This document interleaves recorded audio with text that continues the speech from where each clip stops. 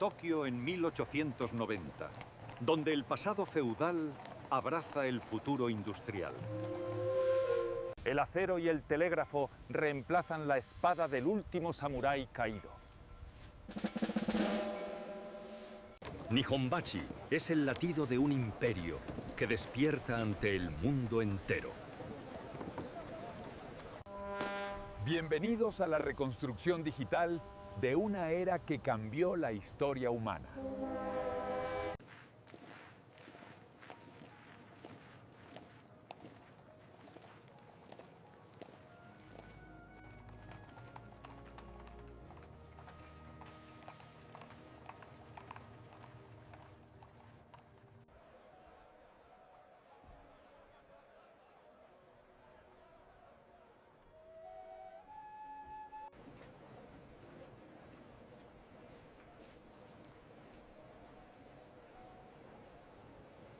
En la década de 1890, Tokio se había transformado en una de las ciudades más fascinantes de Asia.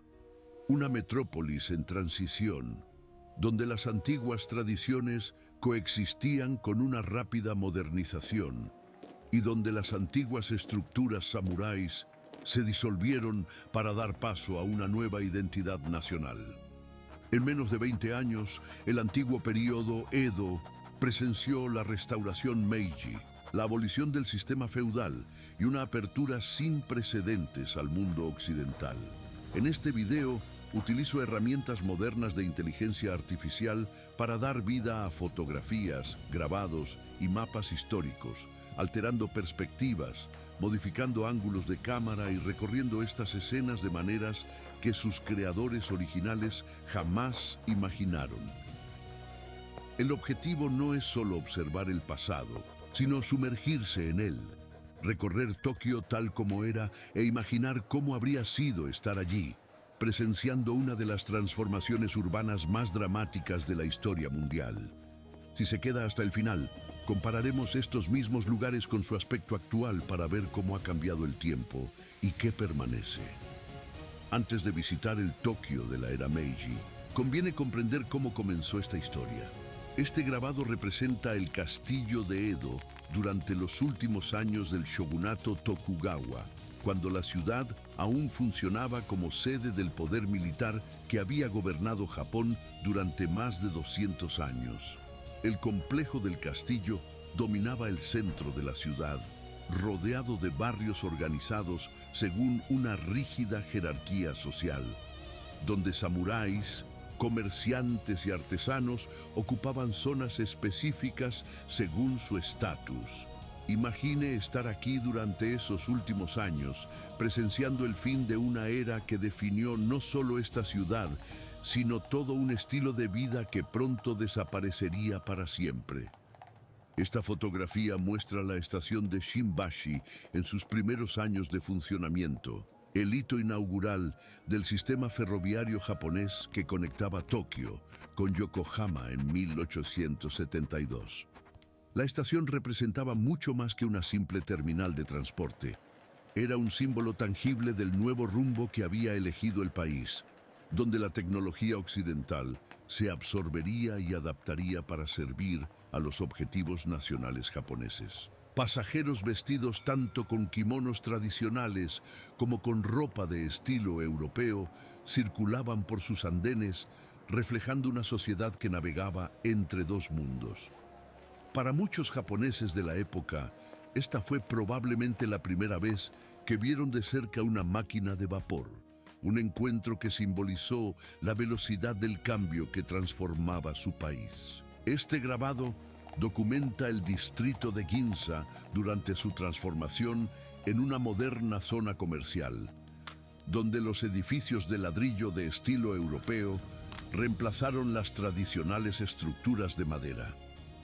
El barrio se había reconstruido tras un gran incendio en la década anterior, siguiendo las nuevas normas de planificación urbana que priorizaban la seguridad contra incendios y una estética más parecida a la de los centros comerciales de las capitales occidentales.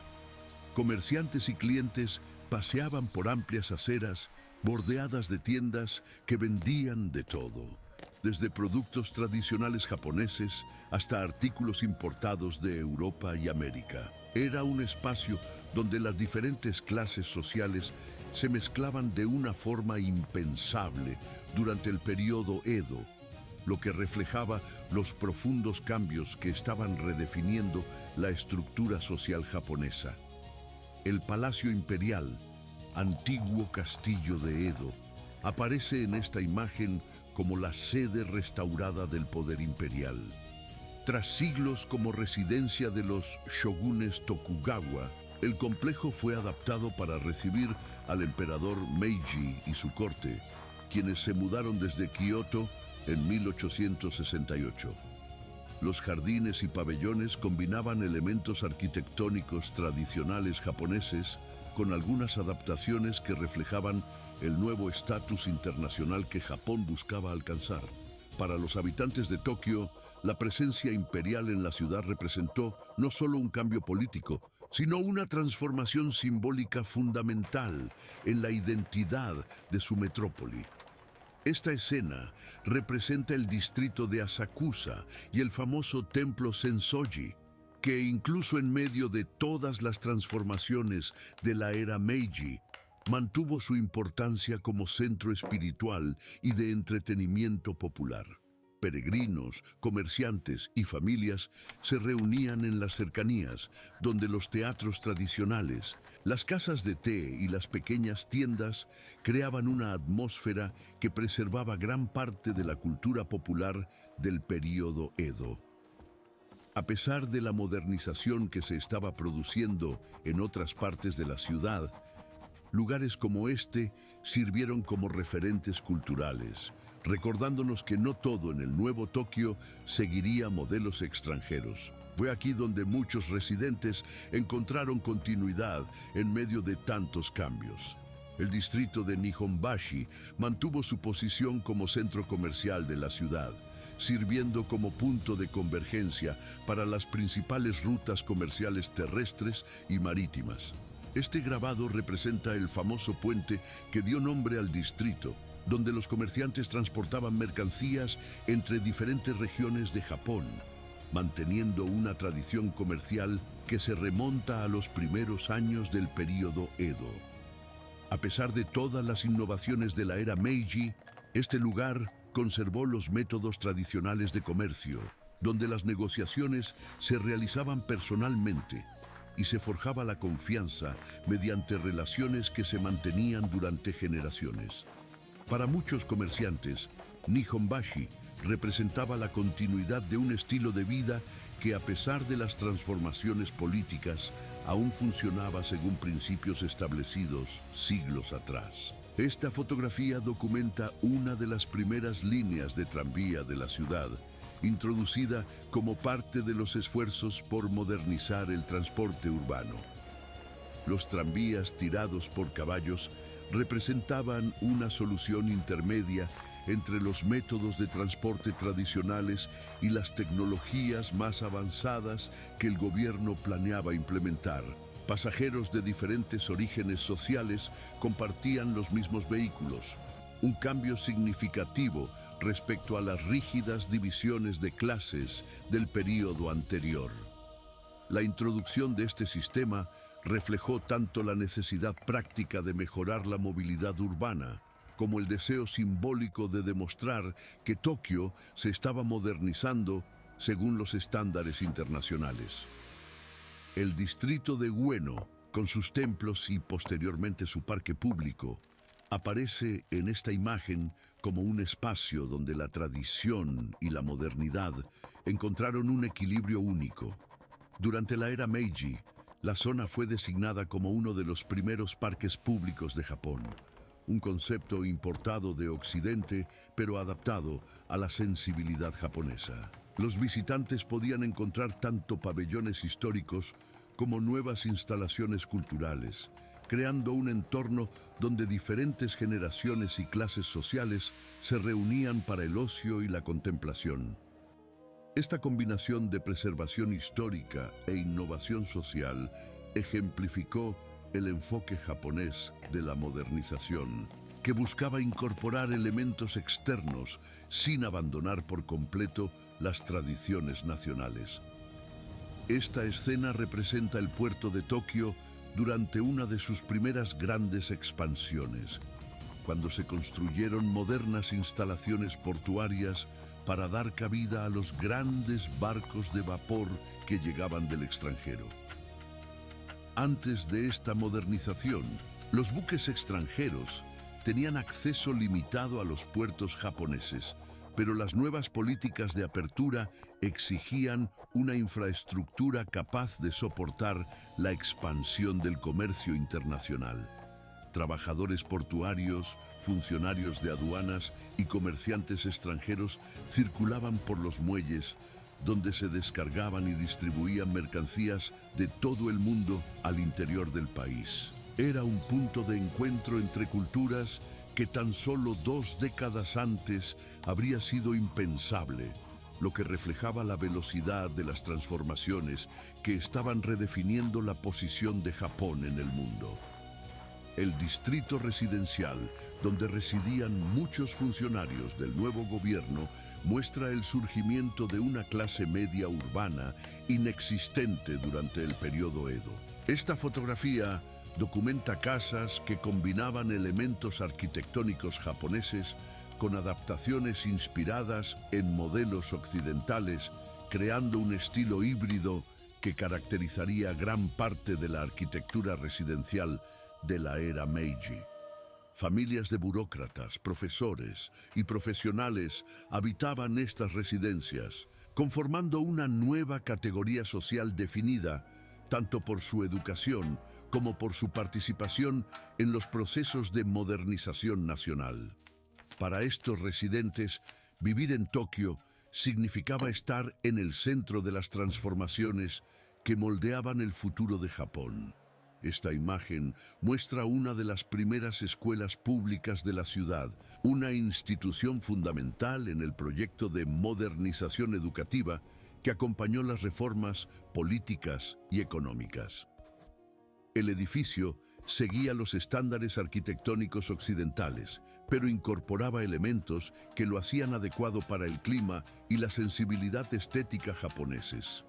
Niños de diferentes orígenes sociales estudiaban juntos, aprendiendo no solo materias tradicionales, sino también conocimientos considerados esenciales para el desarrollo nacional, como lenguas extranjeras, ciencias e historia universal.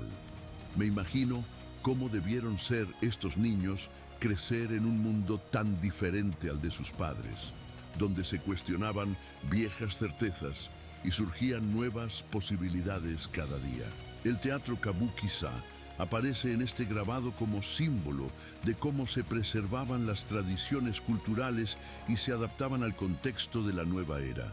Si bien el gobierno Meiji inicialmente consideró que algunas formas de entretenimiento popular no eran adecuadas para una nación modernizada, espacios como este demostraron que era posible conservar elementos de la cultura tradicional y, al mismo tiempo, integrar los cambios en otras áreas. Actores, músicos y público se reunían en espectáculos que continuaban técnicas desarrolladas durante siglos, pero que ahora tenían lugar en una sociedad radicalmente transformada.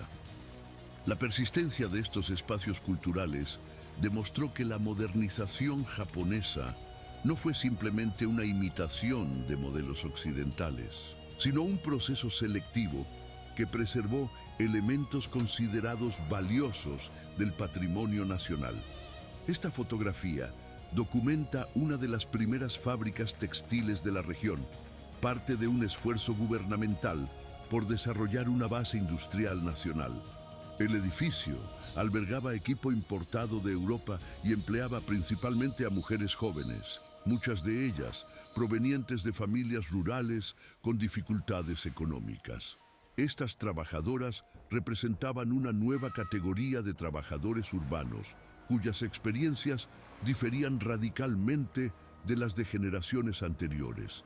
Sus jornadas laborales seguían horarios industriales precisos, muy diferentes de los ritmos estacionales que regían la vida agrícola tradicional. Para muchas de ellas, Trabajar en la ciudad representaba tanto oportunidades económicas como desafíos personales y culturales que sus madres nunca habían enfrentado. Antes de pasar a las comparaciones con el presente, quiero detenerme en este punto de la narración para reflexionar sobre lo que significaba vivir en Tokio durante este periodo. Esta era una ciudad donde el futuro se inventaba a diario, donde la gente común participaba en transformaciones históricas que quizá no comprendían del todo. Los residentes se movían entre espacios que preservaban tradiciones antiguas y otros que introducían novedades de continentes lejanos, creando experiencias vitales profundamente japonesas y, al mismo tiempo, completamente inéditas en la historia del país. Era una época de posibilidades ilimitadas, pero también de incertidumbres fundamentales sobre la dirección que tomarían estos cambios. Esta escena representa el río Sumida y sus embarcaciones tradicionales, que, incluso en medio de la modernización, continuaron siendo rutas importantes para el transporte y el comercio local. Los barqueros navegaban por las mismas aguas que sus antepasados habían recorrido durante generaciones, transportando pasajeros y mercancías entre los diferentes distritos de la ciudad. La persistencia de estos métodos de transporte tradicionales demostró que la modernización no eliminó por completo las prácticas anteriores, sino que creó capas donde lo antiguo y lo nuevo coexistieron de forma compleja. Para muchos residentes, especialmente para aquellos que no podían permitirse los nuevos medios de transporte, estas embarcaciones representaban la continuidad en medio de cambios que a veces parecían abrumadores. El distrito de Tsukiji, que aún no era famoso por su mercado de pescado, aparece en esta imagen como una zona de expansión urbana donde el gobierno había establecido uno de los primeros barrios planificados de la ciudad. Las calles anchas y los edificios ordenados contrastaban con el crecimiento orgánico que caracterizaba las zonas más antiguas de Tokio, mostrando cómo se aplicaban los principios occidentales de planificación urbana al desarrollo de la ciudad. Los nuevos residentes, principalmente funcionarios y sus familias, se asentaron en residencias que seguían patrones arquitectónicos que combinaban la funcionalidad moderna con elementos estéticos japoneses. Este tipo de planificación urbana ejemplificaba el enfoque sistemático que caracterizó muchos aspectos de la modernización Meiji. Ahora quiero traerlos al presente y mostrarles cómo se ven estos lugares hoy. Gracias por acompañarme en este viaje por el Tokio de la década de 1890. Si tienen alguna idea o sugerencias sobre futuras ciudades que les gustaría explorar, compártanla en los comentarios. Veamos cómo se han transformado estos lugares en los últimos 130 años. El emplazamiento de la estación original de Shimbashi alberga ahora una reconstrucción conmemorativa de la histórica estación, rodeada por el moderno distrito comercial que se ha desarrollado en la zona. Rascacielos de cristal y acero ocupan terrenos donde en el siglo XIX se alzaban residencias samuráis y pequeños comercios. La moderna estación de Shimbashi transporta a millones de pasajeros al año, conectando Tokio no solo con Yokohama, sino con todo el sistema ferroviario nacional que se desarrolló a partir de aquellas vías iniciales. El distrito de Ginza sigue siendo una zona comercial de lujo, pero sus calles están ahora dominadas por tiendas de marcas internacionales de lujo en edificios que alcanzan alturas impensables durante la era Meiji. Las amplias aceras que impresionaron a los visitantes en el siglo XIX ahora acogen a multitudes que circulan entre tiendas que venden productos de todos los continentes. A pesar de toda su modernidad, el distrito mantiene su identidad como un espacio de encuentro y mezcla de diferentes culturas. cumpliendo una función similar a la que desempeñó hace más de un siglo. El Palacio Imperial sigue ocupando la misma ubicación céntrica, pero hoy sus jardines están rodeados por algunos de los rascacielos más impresionantes de Tokio. La residencia imperial permanece cerrada al público, pero sus terrenos constituyen uno de los pocos espacios verdes en el corazón de la metrópolis moderna. El contraste entre la preservación de este espacio histórico y el desarrollo urbano circundante simboliza la capacidad japonesa para mantener las tradiciones en medio de transformaciones radicales. Asakusa y el templo Sensoji conservan gran parte de su atmósfera tradicional, ofreciendo a los visitantes una experiencia que evoca la del siglo XIX. Aunque rodeado de una ciudad completamente transformada, este distrito conserva sus calles estrechas, tiendas tradicionales y festivales estacionales que conectan el Tokio moderno con sus raíces históricas. Para millones de habitantes de la metrópolis actual, lugares como este sirven como recordatorios tangibles de las continuidades que persisten incluso en las sociedades más dinámicas.